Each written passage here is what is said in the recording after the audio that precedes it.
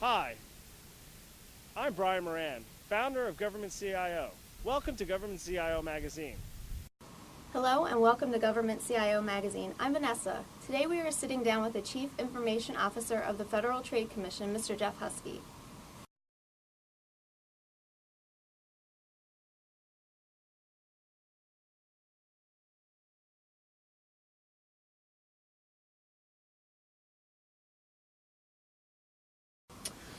It comes from leading up from the top. I consider myself an innovator, and so what I try to do is sort of inspire other people to sort of think.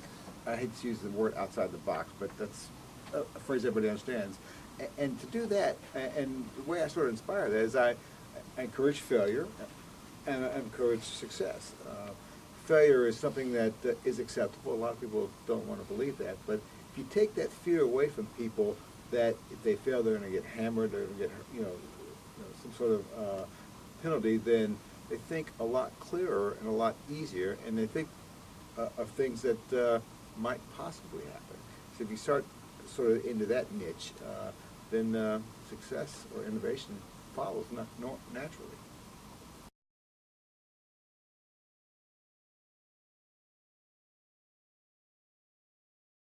Good question. We're actually partnering with other agencies, other federal agencies. ATFE, for example, is putting together a couple contracts that we're going to take advantage of. Their deputy CIO is my former deputy in my last job, and we agreed that they would put a statement in their new contract that allows other agencies to join in on that. And so we're doing that on a couple of big contracts that should hit the streets here right after the first of the year. So they did all the work. We actually helped in the technical evaluation. So they had all of our requirements. But as their new contract comes out, all we have to do is add money to it, and then we get that services for FTC.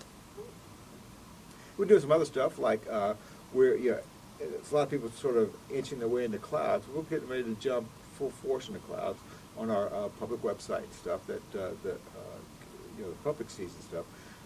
We used to have it in-house. We outsourced it one time, and now we're moving it completely to the cloud. That and a couple other agencies within FTC are joining together, so that we're leading them into this. And so their services will be offered in the cloud as well.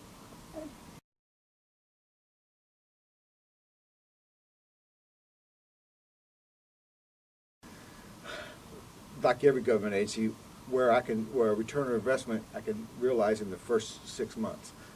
We'd like to have a return on investment sooner than that, but for big projects over $500,000 or more, if you can get a return on investment in 6 months, that's a big win for your agency. So that's what I'm sort of looking for. Not long-term wins, but short wins that take that money and then recapitalize into some innovative processes.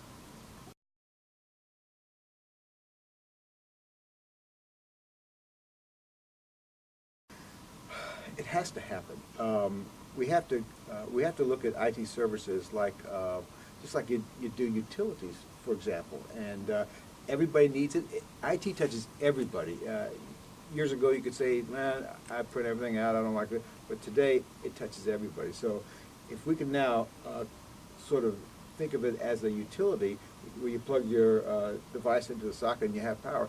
You sit down at the computer and you have connectivity and technology brought to you to the edge. That's where it has to go.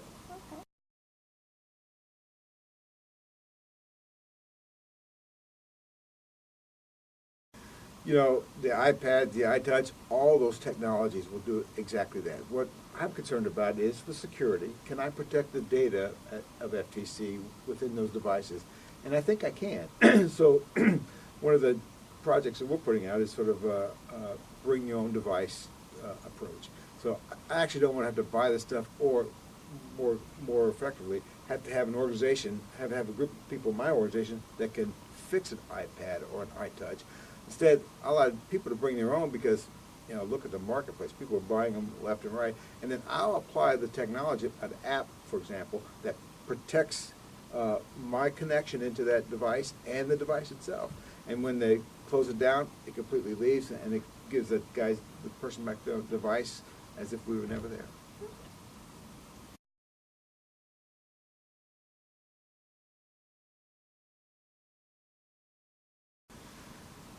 Good question. You know, the Facebook, the Twitter, we're using those today. So I actually don't consider those new anymore. So what's the next big thing? Well, I think it's context. It's a phrase called context computing, where the devices talk to each other. Think about this. So you swipe your credit card at Targets and stuff, and the credit card company then pings your cell phone and decides, okay, well, you just swiped your credit card in Washington, D.C., and your cell phone's in D.C. It's probably a good transaction. What if you swipe your credit card in Bangladesh and your cell phone's in Washington, D.C.? And the credit card company then can go back and say, give you a call, actually call you and say, hey, you happen to be in Bangladesh because your credit card is here. So context-aware computing, I think, is the next big phase. And that's where the devices that we're carrying talk to each other and communicate with each other and share information with each other. It's probably the next big social event of IT.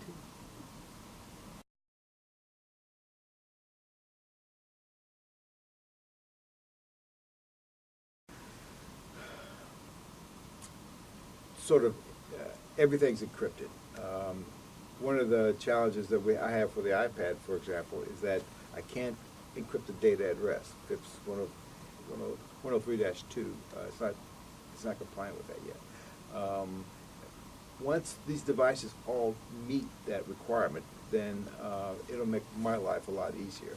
So sort of, if we could, and we really can't mandate Apple to follow FIPS, but and I'm not sure the government's that big of a market, but those devices that do follow the NIST standards and stuff will actually be in play for government and stuff.